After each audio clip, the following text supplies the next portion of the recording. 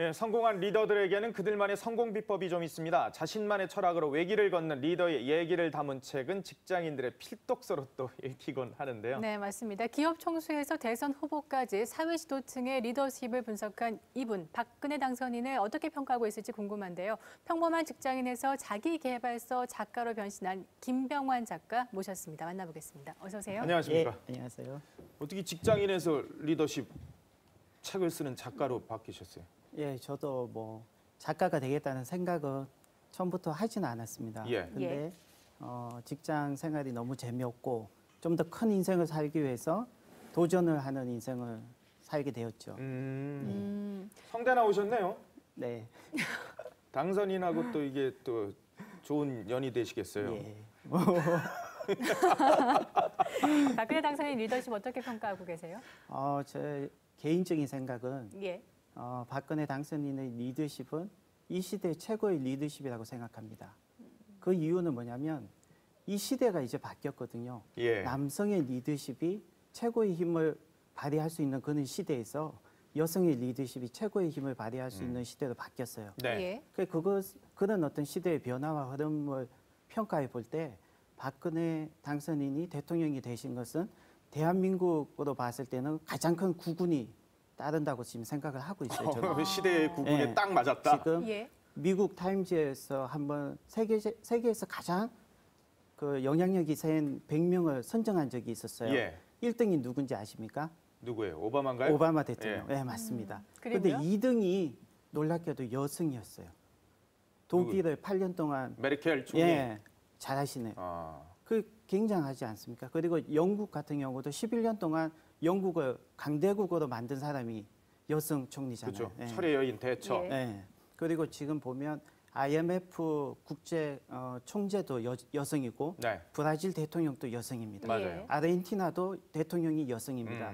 이렇게 시대가 바뀐 이유, 이렇게 여성 리더십이 큰 힘을 발휘할 수 있는 시대적인 변화가 왔다는 거죠. 왜냐하면 시대가 바뀌면서 가치관이 바뀌는 거예요. 가치관이 바뀌면서 패러다임이 바뀌고 사람을, 국민들을 움직일 수 있는 중요한 리더십의 성격이 바뀐다는 거죠. 예. 예. 그래서 그런 어떤 리더십이 바뀌는데 이 타이밍에서 박근혜 당선인이 대통령이 되신 것은 최고의 어떤 행운이죠. 대한민국으로서는. 그렇군요. 그런데 이게 다 이제 여성 이 지도자분들이 이미지가 다 세요. 박근혜 당선인도 좀 세시잖아요. 혹시 이런 이미지가 이 불통의 리더십 혹은 너무 강한 리더십 이런 쪽으로 가지는 않을까라는 우려도 좀 일부 있을 것 같은데요. 그렇죠. 지금 이제 제 생각은 정말 본 게임을 시작하기도 전이라고 생각해요. 그렇죠. 예. 5년 동안 정부 출범도 안 했으니까. 그렇죠. 5년 동안 정말 제대로 하시려면 하실 때 하시는 걸 보면 이제 보겠지만 박근혜 당선인은 누구보다 더 어떤 소통이나 경청이나 이런 어떤 마음의 자세가 되어 있는 대통령이시라고 저는 생각을 해요. 제가 박근혜 인생이라는 책을 쓰면서 예. 그분에 대한 모든 일기와 모든 책을 다 연구를 했거든요. 네네. 박근혜 당선인에게 정치는 권력 투쟁이 아니에요. 자기 자신을 비우는 거. 그리고 그 비운 곳에 국가와 국민을 채우는 것이 그분한테는 정치였거든요. 네. 그리고 그분이 가장 중요하게 생각하는 정치인이 가져야 할 가치, 국민과의 약속이란 거죠. 그런 어떤 마인드를 가지고 계신 분이 잠깐 지금 임기가 시작하기 직전에 잠깐의 어떤 워밍업 그런 시간이잖아요. 거기에 시행착오가 잠깐 있었다고 해서 불통의 리더라고 성급하게 얘기하는 것보다는 예. 저희가 5년이라는 세월을 봤을 때는 충분히 지금 이 시대가 여성의 리더십, 옛날에는 남성의 강하고 카리스마가 넘치는 남자가 앞서 나가면 국민들이 쫓아가게 돼 있었어요. 네. 그 당시의 어떤 가치관은 생존, 성장이었거든요. 살기 위해서, 생존하기 위해서 강한 리더, 남성의 리더가 앞에 가면 다 쫓아갔었어요. 예. 그때가 박정희 대통령의 시대였죠. 네. 근데 지금은 바뀌었습니다. 가치관이 바뀌었어요. 너무나 다양한 가치관이 됐고 모든 국민들이 다양한 가치관을 가지고 있어요. 근데 그 가치관을 하나로 꿰뚫어 볼 수 있는 게 행복이거든요. 네. 모든 국민들이 행복할 수 있기 위해서는 여성의 리더십이 필요해요. 어머니와 같은 모성의 포용과 모든 감성을 터치할 수 있는 네. 모든 국민들을 하나로 해서 한 방향으로 나가게 하실 수 있는 분은 여성의 리더십밖에 없어요. 그래서 이 시대의 여성의 리더십이 가장 큰 힘을 발휘할 수 있다는 거죠. 네. 굉장히 좋은 말, 저 긍정적인 얘기들 많이 네, 해주셨는데 그러네요. 그래도 앞으로 5년 동안 박근혜 당선인이 이 점만큼은 좀 고쳐줬으면 좋겠다라고 하는 게 있으세요? 저는 없는데요. 전혀 우려되는 부분이 없으세요? 저는 없어요. 왜냐하면 저는 이렇게 생각합니다. 제가 안철수 전 교수와 예. 박근혜 전 당선인 두 분을 비교를 많이 했었어요. 아. 근데 솔직히 두 분 다 굉장히 훌륭하신 분이죠. 예. 네. 훌륭하신 분인데 한 분은 한마디로 얘기하면 무늬만 정치인이셨고요. 네. 정치에 대한 경험이 없으셨어요. 근데 한 분은 태생부터 정치인이셨어요. 뼛속부터 정치인이셨거든요. 예.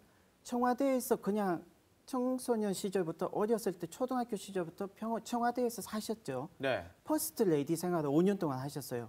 그리고 세상과 단절하셔서 18년 동안 언둔을 하시면서 자기 성찰과 자기 단련을 하셨거든요. 그만큼 준비된 대통령은 대한민국에 이때까지는 없었다는 거죠. 예. 그러면서 시대적인 변화에 따라서 여성의 어떤 모성애, 포용, 여성의 그러한 어떤 감성의 리더십이 지금 이 시대의 대한민국 국민들, 대한민국한테는 가장 큰 행운이라고 저는 생각하는 거죠. 근데 안철수 전 교수 평가하셨을 때 소통과 정직이 결여된 정치권의 경종을 울린 리더라고 평가를 하셨어요. 칭찬 맞죠. 그렇다면 네. 정치권이 소통과 정직이 결여된 정치권이라고 얘기를 하셨단 말이에요. 예. 뼛속부터 정치인 분이 박근혜 당선이라고 얘기도 지금 하셨고요. 예, 맞습니다. 어떻게 그러니까 받아들여야 하는 안철수 건가요? 전 교수의 경우는 정말 이 시대 대한민국 국민들이 기성 정치인들한테 실망을 엄청나게 느꼈어요. 네. 그런 과정에서 정말 안철수 전 교수와 같이 깨끗하신 분, 정직하신 분, 정말 정직하신 분이거든요. 이분이 정치에 나오시니까 정말 엄청난 기대를 했죠. 예. 했고 실제로 그렇게 했고요. 근데 중간에 이제 그 포기를 하셨지만 그런 과정에서 그러니까 그러나 정직과 소통만 가지고는 한 나라를 이끌어 갈 수는 없다는 거죠. 그러니까 예. 여러 가지 측면에 봤을 때는 정직과 소통보다는 더 중요한 것이 있어요. 대한민국 모든 국민들의 감성을 터치해서 한 방향으로 대한민국이 나갈 수 있게 해줄 수 있는 예. 이 시대에 맞는 리더십은 여성의 감성의 리더십이란 거죠. 감성을 터치하는 것이 소통이 아니라는 얘기신 건가요? 아니죠. 소통이 되면 예. 또 그러니까 모든 게 포용이라는 거죠. 그냥 제가 생각하기에는 박근혜 전 당선인이 가장 중요하게 생각하는 거는 예. 국민과의 약속이었어요. 근데 그 국민과의 약속을 위해서는 소통은 기본적으로 돼야 되고 지금까지 이제 아직 임기가 제대로 시작을 안 했잖아요. 다음 주부터 예. 시작하시는데 그때가 되고 이제 시간이 좀 흐르고 이제 좀 이제 안정이 되면 지금까지 그 어떤 대통령들보다 더 잘 소통을 하실 분이고 더 잘 모든 국민의 어떤 그 마음 정서를 안고 가실 분이 박근혜 전 그러니까 당선인이라고 당선인은 저는 기존의 생각하는 거죠. 정치인과는 다르다는 얘기를 하시는 거죠? 그렇죠. 이렇게 특별한 환경에서 준비되신 대통령은 이때까지 없었죠. 예. 그리고 또 대한민국 같이 남녀 차별이 심하고 남녀 평등 지수가 가장 낮은 이런 대한민국에서 여성 대통령이 배출됐다는 거는 네. 대한민국의 큰 국운이 따르고 있다고 저는 예. 생각을 할 수밖에 없는 거죠. 이 시대가. 박근혜 정부에 대해서 아주 큰 기대를 하고 계시네요. 네. 근데 그게 그 모든 게 박근혜 당선인의 그 삶 그리고 그 고통과 시련과 아픔을 통해서 큰 정치적인 그릇이 되신 분 그리고 예. 배경이 남달라요. 남편도 없고 자식들도 없잖아요. 네. 그리고 모든 인생을 다 내려놓고 대한민국과 국민과 국가를 위해서 자기 자신의 모든 걸 채우시겠다는 분이시거든요. 예. 그걸 봤을 때 존경하지 않을 수가 없었어요. 언제부터 그렇게 존경하게 되신 건가요? 박근혜 인생이나 책을 쓰기 위해서 그 박근혜 당선인의 일기와 책과 모든 걸 다 봤죠. 보면서 예. 굉장히 아팠어요. 가장 아팠고 가장 제가 눈물을 흘리면서 그 책을 쓴 거예요. 왜 아팠어요? 인간 박근혜 그러니까 한 인간과 인간으로서 예. 많이 아팠어요. 아팠고 그런데 그 아픈 것이 대통령직을 정말 잘해 가실 거라고. 그러니까 대한민국을 한번 크게 도약한 때가 박정희 전 대통령 시대예요. 네. 그리고 나서 별로 없었어요. 근데 이제 때가 온 거라고 저는 생각하는 거예요. 정말 이게 역사가 굉장히 알고 보면 어떤 감동이 있고 그랬거든요. 예. 박근혜 대통령 당선인의 이 책을 쓰기 위해서 자료를 취합하는 과정에서 거기에서 인간적인 정서적인 교감을 느꼈다는 말씀이시네요. 네, 제가 엄청나게 울면서 책을 썼어요. 처음으로. 네. 기억에 남는 문구 같은 게 있으세요?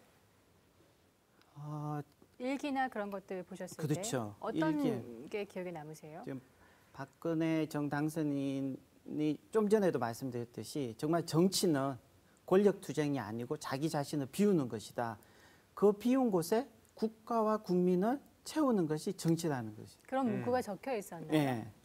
그건 통합해서 한 거고 예. 박근혜 전 당선인이 일기에 직접 쓰신 말들이 많아요. 굉장히 많아요. 그래서 제가 박근혜 인생이나 책을 다시 이제 더 정리하면서 쓰면서 그 앞에 다 적어놨거든요. 예. 그 중에서도 정말 생각나는 건 뭐냐면 박근혜 당선인이 가장 지금 중요시하는 거, 나는 15년 동안 청와대에 살면서 네.